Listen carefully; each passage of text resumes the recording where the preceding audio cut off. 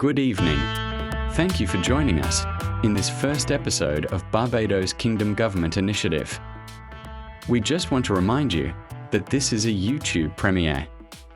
To all intents and purposes, it is live for the duration of the video. This means that you can ask questions and get answers from the presenter while the video is running. Of course, you can make comments anytime afterwards. With that short introduction, here is tonight's presenter, Dr. Alden D. Tull, who will be speaking on the theme, Time to Raise the Bar on Our Democracy.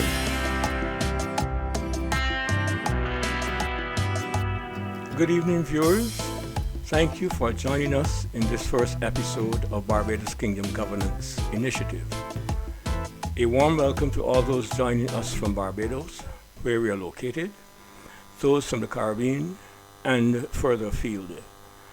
We think you will find this channel not just informative, but very enlightening and indeed visionary, in the sense that it looks beyond the present and sees a future that is noticeably different from what currently obtains. We look forward to seeing you in future videos and hope you will come to understand our vision and participate in it in many different ways. As you heard in the introduction, I am going to speak on the theme, Raising the Bar on Our Democracy. The expression raising the bar means setting higher standards and expectations, or both. Immediately, someone may ask, but what can we do with democracy? Is not democracy just democracy? And what has it got to do with the issues we are currently facing? Can we do anything to change our democracy? How would tinkering with it anyway solve any of the problems we mentioned in our promotional video? And of course, what can I as an individual do about it? Is it not perhaps a case of, if it ain't broke, don't fix it? If these are the questions you're asking, let me say, I'm glad you asked. And we are certainly going to answer them. To answer them, however, I am going to rephrase the main question we asked in our promotional video. Why are governments across the world treating people as their enemies? Let's repose the question this way. Why are democratic governments across the world abusing democracy? Straight away, this tells us that we are not comparing ourselves to non-democratic communist countries such as Cuba or China or North Korea. We expect massive abuse in such countries which are really dictatorships. Thank God we are not living under such systems, although recent events have made us pause and wonder again. The short answer to the question, why are democratic governments across the world abusing democracy, is this. Because the system of democracy practiced by most democratic countries lends itself to such abuse. So for most of the rest of this presentation, we're going to explain what we mean by lends itself to such abuse. Now, if you are thinking logically, you should now be asking yourself questions like the following. So what is democracy anyway? Are there different types of democracy? If there are, which one do we have? Are there any issues with our brand of democracy? And if so, how can we, the people, fix them? Let us call these questions for reference or quote-unquote study questions. Now let us try to answer these questions. Before we do, you have to bear this in mind because it's very important. The cause of a problem is not the same as the symptoms of the problem. You cannot solve a problem unless you know the cause or causes of it, for the simple reason that solving a problem actually means treating or eliminating the causes. I think that is worth repeating. Solving a problem actually means treating or eliminating the causes of the problem. Hopefully this illustration will make the difference clear. Now, if your partner is always forgetting to pay the utility bills, you can complain and quarrel all you like, but that will not solve the problem. Not paying the bills is not the cause of the problem. It is a symptom of the problem. Indeed, forgetting may not even be the real root of the problem at all. The cause could be any number of things such as poor time management, low priority attached to bill paying, dislike for paying bills, etc. So if you never get down to ground zero, that is the real cause, you can fuss and fret all you want, but you will never eliminate the problem, meaning its cause and its symptoms. But how is this relevant to our discussion? Usually when we complain in Barbados, we are more often than not complaining about the symptoms of a problem. We are dealing with symptoms and not causes when we complain about government squandermania or government financial corruption. We are dealing with symptoms and not causes when we complain about the non-collection of the garbage. We are dealing with symptoms and not causes when we complain about the attempts to muzzle and control citizens through the kind of legislation like the aborted cybercrime bill or other legislation actually passed by this administration. Now, much as it gives us some measure of relief, even satisfaction, to complain about the symptoms, we are not going to eliminate the symptoms unless we find and eliminate the cause. When we complain, we are hoping that the authorities will find and fix the source of the problem. But I dare say that 9 times out of 10, they only address the surface, that is the symptoms. And that would explain why the same type of problems recur from time to time. I am sure you know that doctors often prescribe medication for symptoms, the relief of symptoms, simply because they might not yet know the real cause of the problem you are experiencing. That is why they often make an appointment for you to come back, and come back soon, of course. We do not have the luxury at this time of making an appointment, so to speak. In fact, we have less than a year before the next election is called. To paraphrase what Jesus said to Judas, what we have to do it quickly. With that in mind, let us now address the first of our study questions. That is, what is democracy anyway? As many of you may currently understand it, democracy is a system where the people get a chance to make decisions about their governance at a specific period of time in supposedly free and fair elections. But here is the issue. The democracy which we practice is not a direct or pure democracy. That may come as a surprise to many.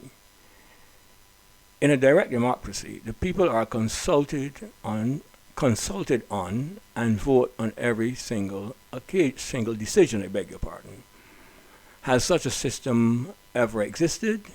Yes, and it still does. The cantons of Switzerland still practice direct democracy. Both the World Economic Forum and the National Geographic have documented the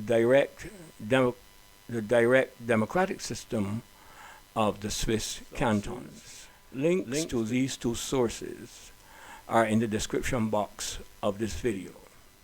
Now, a little common sense suggests that all other things being equal, direct democracy should afford the maximum participation by the citizens of a country, and at the same time produce the least amount of alienation. By alienation, or more precisely political alienation, we mean the sense or feeling that you do not have any say or influence on the decisions that affect your life. Some would argue that there has been an increasing level of political alienation in Barbados, but that's another topic for another time, and for some UE political science student to research. But the system of democracy which we practice is not direct democracy as described above. Our system is called parliamentary democracy. It is a system in which we elect representatives on a periodic basis, namely every 5 years, to make decisions on our behalf so that we can get on with the business of living our lives. Some cynical person once described democracy, by which they obviously meant parliamentary democracy, as, I quote, 5 minutes every 5 years in a polling booth. What that cynical jab means is that after the precious 5 minutes or so in a polling booth at election time, the people have little or no say in government until the next election 5 years later.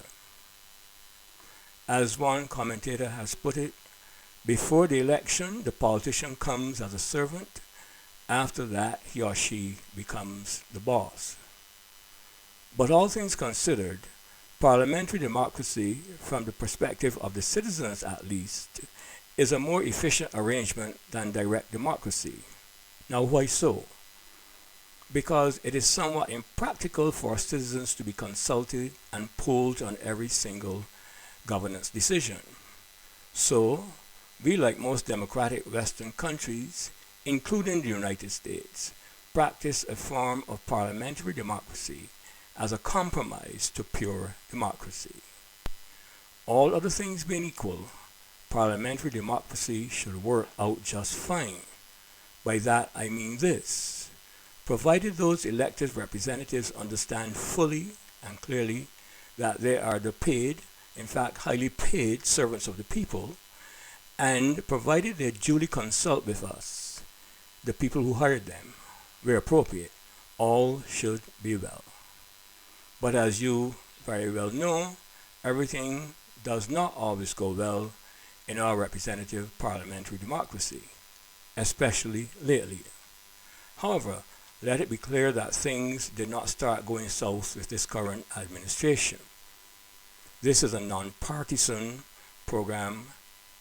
I want to remind you, things have been going south for at least 20 years by my estimation. That puts the malfeasances and corruption squarely on the shoulders of both of the so-called established parties. But the main reason for this state of affairs is well known. Our representatives have by and large ceased to consider themselves to be highly paid servants with a fiduciary responsibility. Rather, they fancy themselves to be our bosses. By the way, I want to take a moment to say kudos to Marcia Weeks and her loyal opposition. They have done a fantastic job of raising the level of awareness of Barbadians of the issues they need to address. But additionally, they have raised the confidence level and boldness of Barbadians to an unprecedented new level. The Barbados Kingdom Government Initiative is therefore not here to replace or even compete with the Marcia Weeks show. On the contrary, we are here to support and extend the work of that movement, because make no bones about it, we have to move to the next level if we're going to transition completely from the learned helplessness to which we had become accustomed in our current system of democratic government. But let us come back to our main discussion. The mention of elected representatives fancying themselves to be our bosses brings us to the key concept in our channel name, that is, kingdom governance.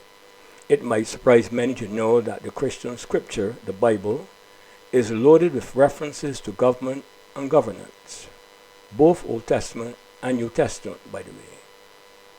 We will discuss the concept of kingdom governments fully in different episodes, but for now we want to pay attention to one principle of kingdom governments that should be applied to our political situation. We will discuss the concept of kingdom governance fully in different episodes. But for now, we want to pay attention to one principle of kingdom governance that should be applied to our political situation. For that, we turn to Matthew chapter 20. In this chapter, the mother of two of Jesus' disciples came to him with a controversial request. She wanted her two sons to sit, one at the right and the other at the left of Jesus when he became king. In other words, she wanted positions of authority for them. Not surprisingly, the other 10 disciples were somewhat angry with the two brothers.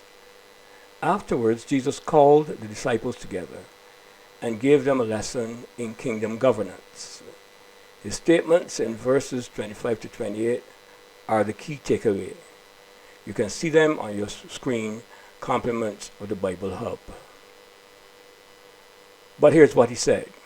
You know that the rulers of the Gentiles lord it over them, and their high officials exercise authority over them. Not so with you. Instead, whoever wants to become great among you must be your servant, and whoever wants to be first must be your slave, just as the Son of Man did not come to be served, but to serve and to give his life as a ransom for many. This is the kingdom governance concept, which we call servant leadership, and it is the gold standard that all potential political parties and political leaders in Barbados need to meet. Incidentally, there are people both inside and outside the church who passionately believe that Christians should have nothing to do with politics. It is an illogical position based on a misconception of what politics is about and the application of cherry-picked scriptures, but we'll address and refute this position in later episodes. We are now much closer to identifying some of the fundamental causes of the problems we're experiencing in Barbados. To finally get there, we need to take one further step. That step will help us appreciate that pursuing parliamentary democracy in Barbados in its present form suffers from several major dysfunctions. By a dysfunction, we mean an unwanted consequence of the operation of some system. That means we need the system, but there are some things about it that are not working the way they ought to work. The number one dysfunction of our parliamentary democracy is that we do not get much meaningful people participation during the life of a government. Any such opportunity for participation often comes grudgingly. Town hall meetings of this administration often fit that description. One gets the sense that such meetings, as they are not so much about gathering opinions, but merely to build consensus. Nevertheless, we have to compliment the administration for such efforts, even if we do so grudgingly ourselves. Dysfunction number 2. Not only do we not get much meaningful people participation, but having once delegated their authority in the polling booth, the people have very little residual control over the elective representatives. That also suggests that the level of alienation is likely to be high. The third dysfunction has to do with the electoral system we are using. Under this system, which is called first past the post, whichever party receives the absolute majority of seats gets to form the government. The first runner-up, so to speak, gets to form the opposition. The problem with this electoral system is plain to see. We saw it in 2018 and again in 2022. A 30-0 outcome. Once we continue to use this first past the post system, 30-0 is always a potential outcome. Can it be fixed? Yes, but more on that in another episode. In a minute or two, we will conclude our presentation, but here are some very important housekeeping messages for those who wish to follow us on a regular basis and contribute to the growth of the channel. Thank you so much for viewing our presentation so far. Here are a few things you can do to help follow us and help us grow the channel. Number 1.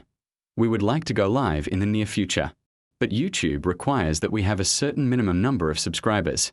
So go ahead and click that subscribe button now.